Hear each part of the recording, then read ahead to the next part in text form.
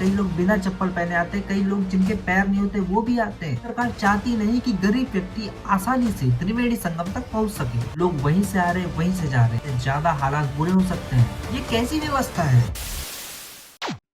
जय श्री राम, जय हनुमान।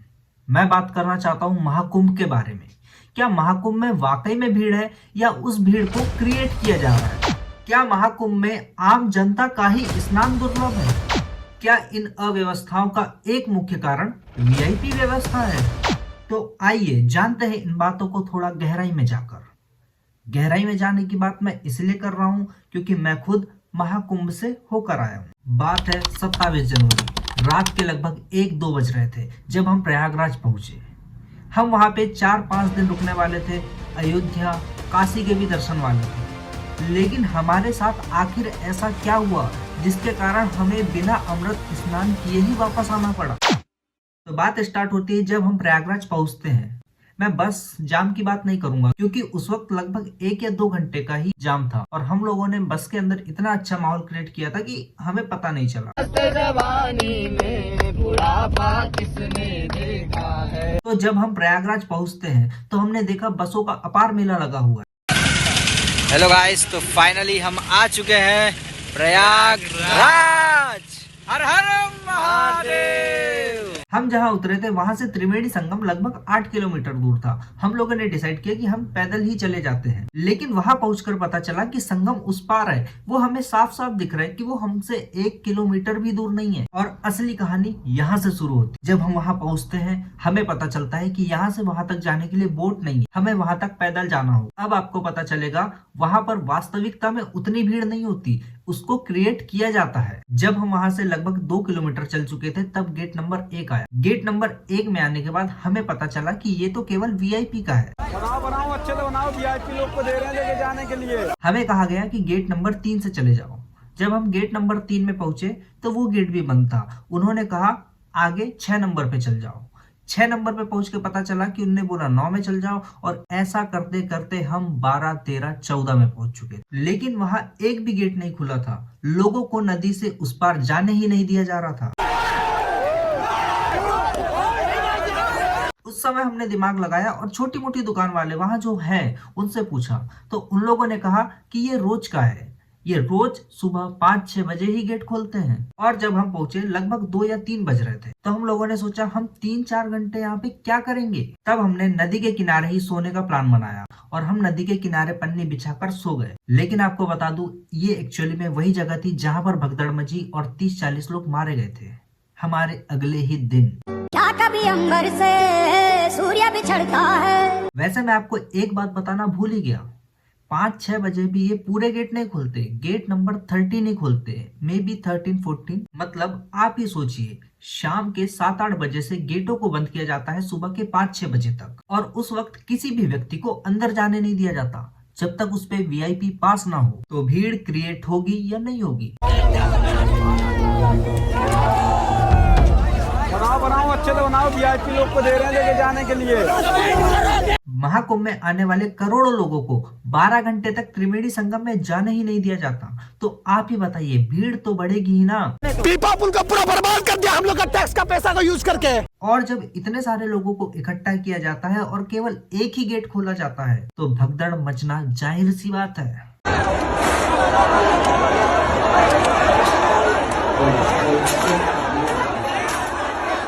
अगर पूरे गेट चालू होते तो हम आसानी से त्रिवेणी संगम तक पहुंच सकते थे, लेकिन सरकार चाहती नहीं कि गरीब व्यक्ति आसानी से त्रिवेणी संगम तक पहुंच सके। मैं आपको अपने हाथों की सहायता से बताता हूं। एक्चुअली में हम यहाँ पर हैं, हमको जाना यहाँ पर है, लेकिन यहाँ तक जाने के लिए हमें पहले यहाँ से यहाँ आना पड़ेगा, फिर वहां जाना पड़ेगा, फिर यहाँ और फिर ऐसा। और हम अभी इस पॉइंट पर पहुंचे हैं। जब गेट खुलता है तब हम यहाँ से यहाँ पर जाते हैं। हमें पता चलता है कि त्रिवेणी संगम ये भी नहीं है। त्रिवेणी संगम यहाँ से भी लगभग उतना ही दूर है जितना हम अभी तक चलकर आ चुके हैं, मतलब लगभग 10 से 12 किलोमीटर। फिर वही जैसे जैसे लोग चल रहे हैं हम उनके पीछे पीछे चल रहे हैं। मन में बस इतना है कि कैसे भी करके त्रिवेणी संगम आज पहुंचना है। एरावत द्वार ये है मेन संगम में जाने का। हम जैसे तैसे करके त्रिवेणी संगम तक पहुंच रहे थे। लगभग 2 किलोमीटर बचे थे और हमारे सामने अचानक से बहुत भीड़ आ गई।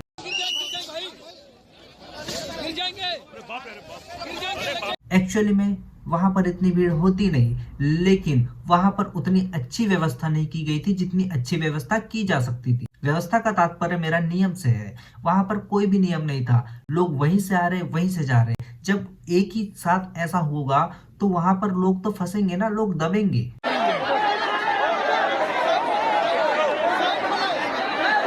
एक्चुअली में इतनी ज्यादा सफोकेशन हो रही थी, बहुत ज्यादा। पानी नहीं था, कुछ भी नहीं था। ज्यादा सफोकेट हो चुके थे, हमारी पानी खत्म हो गई थी।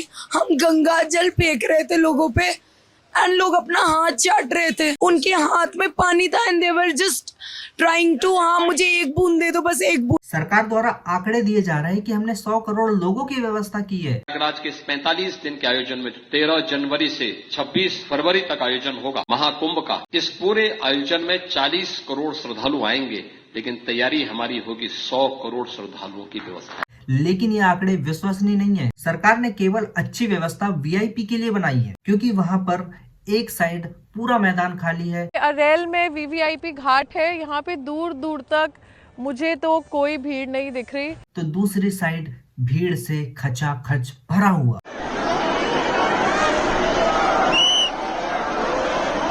क्या वास्तविकता में उत्तर प्रदेश की सरकार यही चाहती है कि जिसके पास पैसा है केवल वही व्यक्ति आनंद उठा सकता है? जब हम त्रिवेणी संगम में पहुंचते हैं, हम देखते हैं भीड़ को बढ़ते हुए। जब हम स्नान करते हैं उसके बाद हम डिसाइड करते हैं कि आज इतना माहौल है तो कल इससे ज्यादा हालात बुरे हो सकते हैं, और हालात सच में बुरे हो रहे थे।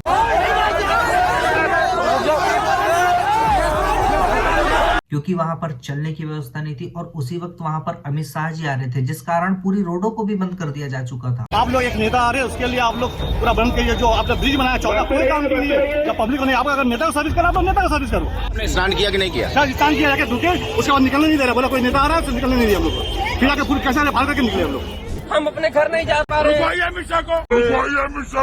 वैसे मैंने आपको ये सारी व्यवस्थाएं महाकुंभ के अंदर की बताई थी। महाकुंभ के बाहर एक्चुअली में जो प्रयागराज है वहां पर भी पुलिस जगह जगह हर चौक पर है। जो शॉर्टकट है वहां से आपको जाने ही नहीं दिया जाएगा, आपको सिर्फ लॉन्ग कट से भेजा जाएगा, क्योंकि शॉर्टकट ओनली उन्हीं लोगों के लिए है जिनके पास वीआईपी पास।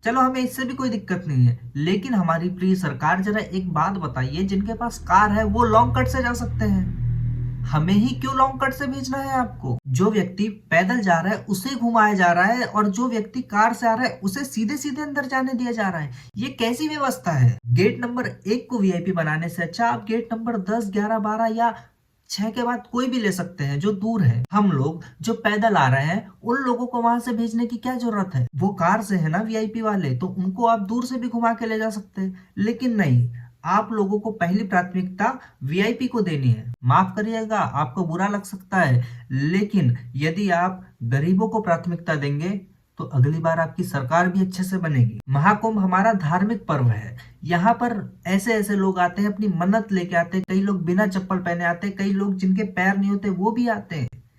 आप उन लोगों को दूर भेज रहे हैं और जो कार में बैठे हुए उन लोगों को शॉर्टकट से भेज रहे हैं। ये कोई व्यवस्था नहीं होती महाराज। पहले ही बोल देना चाहिए था कि केवल वीआईपी लोग के लिए है, आम लोग दर्शन नहीं कर पाएंगे, तो फिर हम लोग इतना परेशान होकर यहाँ नहीं आते। माफ कीजिएगा, बात बुरी लग सकती है, लेकिन वीआईपी व्यवस्था एक दिन पूरा का पूरा त्राहिमाम मचा सकती है, क्योंकि जिस दिन आम आदमी को गुस्सा आया ना, उस दिन तो वो किसी की नहीं सोचता है। महाकुंभ हमारा धार्मिक पर्व है और हम लोग नहीं चाहते कि यहाँ पर भी दो लोगों को बांटा जाए, अमीर और गरीब। हम केवल यही चाहते हैं कि सभी को समान तरीके से अमृत स्नान का मौका दिया जाए। अगर आप ऐसा नहीं कर सकते तो आप जो कर रहे हैं वो व्यवस्था उचित नहीं है। धन्यवाद।